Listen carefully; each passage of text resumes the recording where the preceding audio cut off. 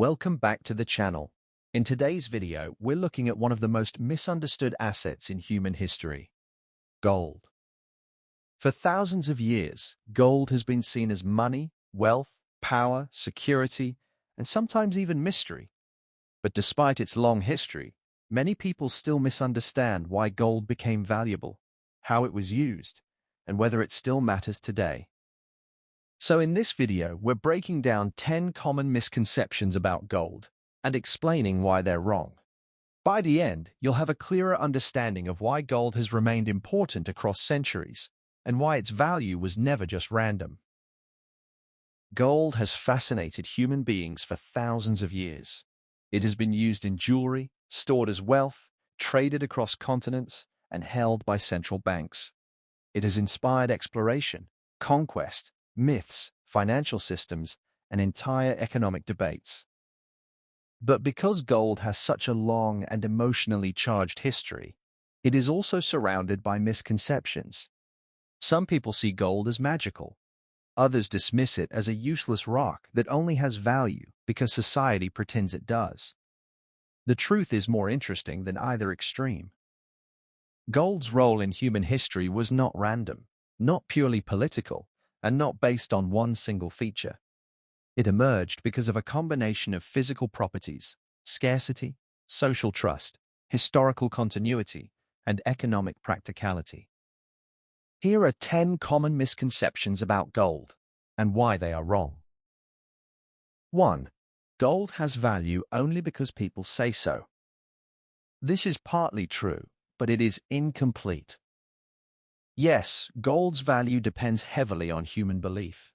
Like money, art, diamonds, or even national currencies, gold is valuable, partly because people agree that it is valuable. But that does not mean the belief came from nowhere. Gold has physical traits that help support that belief over thousands of years. It does not rust, tarnish, or decay. It is easy to recognize. It can be melted, divided, and reshaped without losing its quality. It is scarce enough to be valuable, but not so rare that no one could use it. That combination made gold unusually suitable as a store of value. People trusted it because it remained stable over time. A gold coin buried for centuries can still be recognizable and valuable when recovered. Most materials cannot do that. So, while belief is part of gold's value, that belief is reinforced by real-world properties. Gold is not valuable only because people say so. People say so because gold has repeatedly proven useful as a durable, scarce, recognizable store of wealth. 2. Gold was always used as everyday money. This is not true. Gold has often been associated with money, but it was not usually the main tool for everyday trade. For most of history, daily transactions involved other forms of exchange: barter, copper coins, bronze coins, silver coins, grain, livestock, shells, or local credit systems. Gold was too valuable for many ordinary purchases. Using gold to buy bread, vegetables, or small household items would often have been impractical. A small amount of gold could represent a large amount of value, which made it better suited for high-value payments, long-distance trade, savings, tribute, or wealth storage. Silver was often more practical for common transactions because it had a lower value per unit.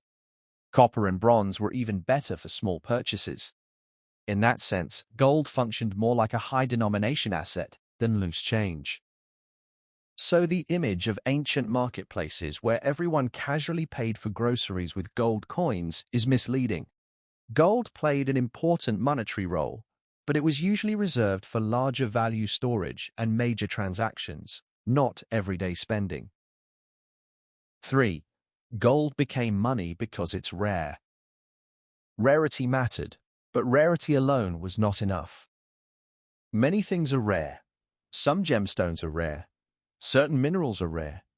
Platinum was historically rarer than gold in many societies. But rarity by itself does not make something good money. For something to become money, it must have several useful traits. It should be durable, portable, divisible, recognizable, difficult to counterfeit, and widely accepted. Gold scores highly across these categories. Platinum, for example, is rare, but historically it was difficult to melt and refine because of its high melting point. That made it less practical for ancient societies. Other rare materials were too fragile, too obscure, too hard to verify, or too difficult to divide into standard units. Gold's rarity was important because it helped preserve value. But gold became money because rarity combined with practicality. It was scarce, but also workable, beautiful, but also durable. So gold did not become money simply because it was rare. It became money because it had the right kind of rarity, supported by the right physical and social characteristics. 4. Governments made gold valuable. Governments played an important role in the history of gold, but they did not invent its value.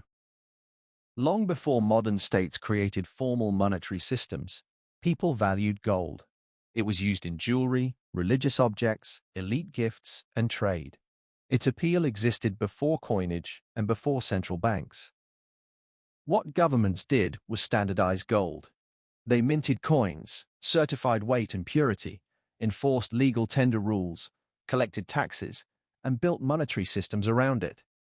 This made gold easier to use at scale. A stamped gold coin solved an important problem. Instead of testing and weighing raw gold every time a transaction happened, people could trust that the coin represented a known amount of metal. Government authority helped reduce uncertainty. But that authority worked because gold already had market value. A government stamp on a worthless material would not automatically make people trust it across cultures and centuries. So governments did not make gold valuable from nothing. They formalized, standardized, and amplified a value that markets and societies had already recognized. 5. Gold has no intrinsic value. This depends on what someone means by intrinsic value. If they mean gold is not necessary for survival in the way food, water, or shelter are, then that is fair. Gold is not essential in that sense. It has limited industrial use compared with metals like iron, copper, or aluminium. But saying gold has no intrinsic value goes too far. Gold has real physical properties that are useful. It is highly resistant to corrosion. It is an excellent conductor. It is malleable and ductile. It is used in electronics, dentistry, aerospace applications, and specialized technologies. It is also valued in jewelry because of its beauty and durability. However, gold's main value is not industrial. Its bigger role is monetary and cultural. It functions as a trusted store of value because people across many societies recognize it, desire it, and believe others will accept it. That kind of value is not imaginary. It is social and functional. Many valuable things work this way. A passport, a university degree, a legal contract, or a banknote all depend on shared trust. Their value is not purely physical, but it is still real. Gold's value comes from both its material qualities and its long-established social trust. 6. Gold is the best form of money for all purposes. Gold has strengths, but it is not perfect money for every situation. Gold is excellent as a long-term store of value. It is durable, compact, scarce, and globally recognized. It can hold purchasing power across long periods, especially when people distrust governments, banks, or currencies. But for small daily transactions, gold is inconvenient. It is too valuable per unit, difficult to divide precisely in everyday settings, and risky to carry. Imagine buying coffee with tiny flakes of gold, or paying rent by shaving pieces off a gold bar. It is possible in theory, but not efficient. Gold also creates problems for modern financial systems. If a currency is strictly tied to gold, the money supply becomes less flexible. That can make it harder for governments and central banks to respond to recessions, banking crises, wars, or sudden changes in economic activity. This is why societies developed banknotes, coins made from cheaper metals, credit systems, digital payments, and fiat currencies. These systems are more flexible and convenient for daily use. Gold is strong as a reserve asset and store of value, but it is not ideal for every monetary function. Good money must be useful in context. Gold is excellent for some purposes and weak for others. 7. Gold supply is fixed. Gold supply is not fixed, it is constrained. New gold is mined every year. Old gold is also recycled from jewelry, electronics, coins, and industrial products, so the total amount of available gold increases over time. However, gold supply grows slowly compared with many other assets or forms of money. You cannot create gold by passing a law, pressing a button, or expanding a central bank balance sheet. Mining gold requires exploration, labor, capital, equipment, energy, refining, and time. This slow supply growth is one reason gold has historically been trusted as a store of value. Its supply cannot be rapidly inflated in the same way paper or digital money can. But constrained does not mean fixed. A fixed supply would mean no new gold ever enters circulation. That is not true. Gold supply expands gradually through mining and recycling. This distinction matters. Gold is scarce but not static. Its monetary appeal comes partly from the fact that its supply grows slowly and with difficulty, not because it never grows at all. Misconceptions about gold. 8. Any shiny metal could have been money. 8. Any shiny metal could have been money. Not all shiny metals are equal. A material suitable for money must pass several tests. It must be durable, portable, divisible, recognizable, and scarce enough to hold value. Many metals fail one or more of these tests. Iron is useful, but it rusts and is too common. Copper is durable and useful for small coins, but it is not scarce enough to store large amounts of wealth efficiently. Lead is heavy and toxic. Tin is too soft. Silver worked well historically, but it tarnishes and is less value-dense than gold. Gold is unusual because it combines several key traits. It does not rust. It is visually distinctive. It is soft enough to shape, but durable enough to last. It is scarce enough to be valuable, but available enough to circulate. It has a high value-to-weight ratio, which makes it portable for large transactions. This is why gold stood out. It was not chosen simply because it was shiny or attractive. Many materials are shiny. Gold endured because it performed well across the practical tests that money needs to pass. 9. Gold failed, so fiat money replaced it. This is an oversimplification. Gold did not fail in the sense that people stopped valuing it. Gold still has value today. Central banks still hold it. Investors still buy it. Jewelry markets still rely on it. It remains globally recognized. What changed was the structure of monetary systems. Under gold-based systems, currencies were linked to a specific quantity of gold. This created discipline, but it also limited policy flexibility. Governments could not easily expand the money supply during crises unless they had enough gold reserves. In times of war, depression, or financial panic, that rigidity became a serious constraint. Fiat money replaced gold-backed money because modern economies needed more flexible monetary tools. Governments and central banks wanted the ability to manage liquidity, respond to recessions, act as lenders of last resort, and support growing credit systems. That does not mean gold became worthless. It means gold-backed currency systems became less compatible with modern economic management. Gold as an asset survived. Gold as the foundation of everyday national currency systems declined because policy priorities changed. 10. Gold was chosen randomly. Gold was not chosen randomly. No single committee sat down at the beginning of civilization and declared gold to be money for all humanity. Instead, gold emerged through trial and error over centuries.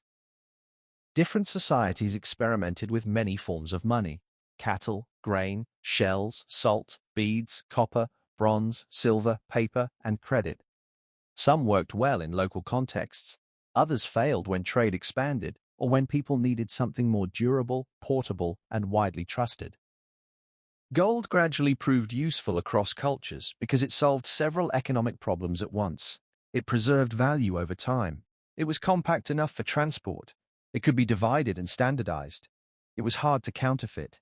It was desired by many societies, even those with different languages, religions, and political systems. That broad acceptance was not accidental. It was the result of repeated human experience. People discovered, again and again, that gold worked well for storing and transferring wealth. So gold was not randomly chosen. It emerged because it was economically efficient for certain purposes. Conclusion. The biggest mistake people make about gold is trying to explain it with one simple answer. Gold is not valuable only because of belief. It is not money only because of rarity. It was not created by governments. It did not become obsolete because it failed. And it was not chosen by accident. Gold's importance comes from a rare combination of features: physical durability, scarcity, recognizability, portability, beauty, divisibility, historical continuity, and social trust. It is not perfect. It is not ideal for every transaction. It is not as flexible as fiat money. It does not generate income like a business or a bond, but it has served as a store of value across centuries because it offers something many other assets cannot: independence from any single government, institution, or financial system. Gold's story is not about magic.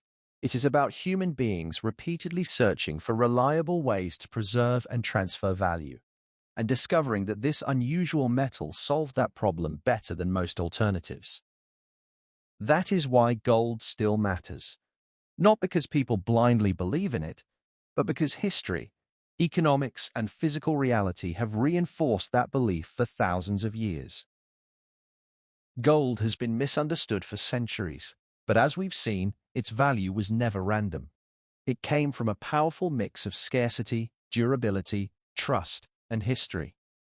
Now, I'd love to hear from you. Which gold misconception surprised you the most? Drop your thoughts in the comments, like this video if you found it useful, and subscribe for more clear explanations on money, markets, and wealth. Thanks for watching.